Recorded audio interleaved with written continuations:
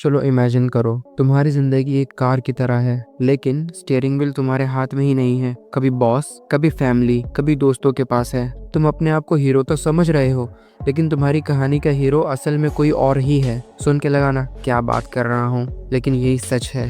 Hello commandos, आज मैं तुम्हें एक बुक से 3 हैबिट समझाने वाला हूँ जो तुम्हारी सोच और तुम्हारे लाइफ का डायरेक्शन चेंज करके रख देंगे।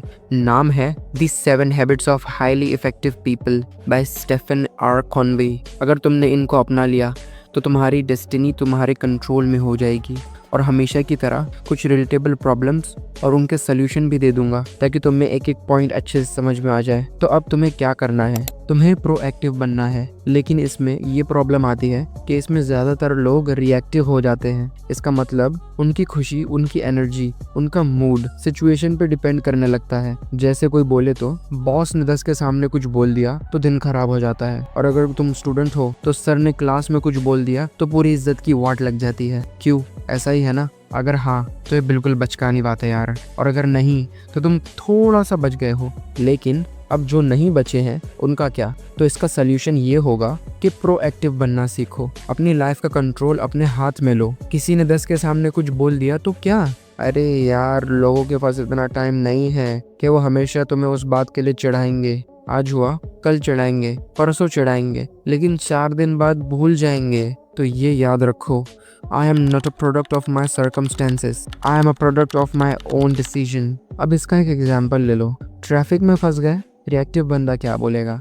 मेरी तो किस्मत ही खराब है यार, हमेशा यही होता है। लेकिन प्रोएक्टिव बंदा क्या बोलेगा? नेक्स्ट टाइम जल्दी निकलूंगा। Now choice is yours. तुम या तो अपने आप को बना दोगे या मिटा दोगे। चलो अब एक और हैबिट जो तुम्हारे काम आ जाएगी। बहुत से लोग अपनी लाइफ को ऑटो पायलट पे चलाते हैं, बिना गोल्स के, बिना डायरेक्शंस के। दिन बस गुजरते ही जाते हैं, जैसे नेटफ्लिक्स पे नेक्स्ट एपिसोड ऑटो पायलट पे होता है। तो अगर ये हो रहा है तो अभी के अभी रुक जाओ। पहले डिसाइड करो तुम्हें बनना क्या है। क्लियर विजन रखो, वरना तुम्हें दुनिया अपने रास्ते घुमाती जाएगी। इसका मतलब begin with the end in mind.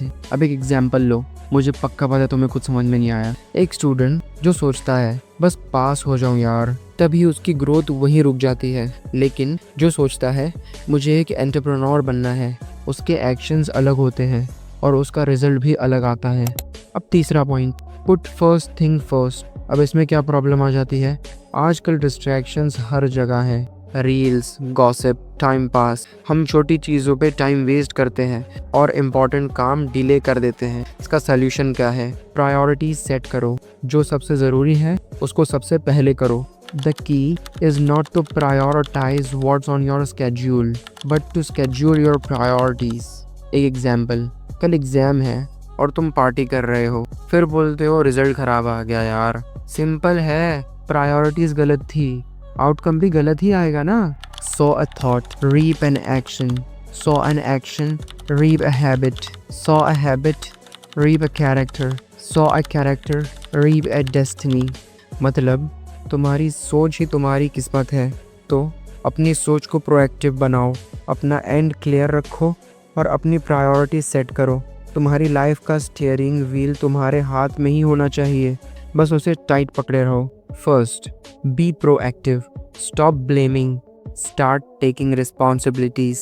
I am not a product of my circumstances, I am a product of my decisions. Second, begin with the end in mind. Clear vision रखो, वरना दुनिया तुम्हें इधर उधर घुमाते रहेगी। Begin with the end in mind.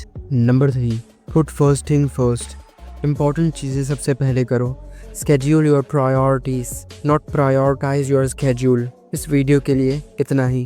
अपना ख्याल रखो, क्योंकि तुम्हें एक दुनिया जीतनी है, अपने पेरेंट्स के लिए, अपनी फैमिली के लिए। Stay tuned.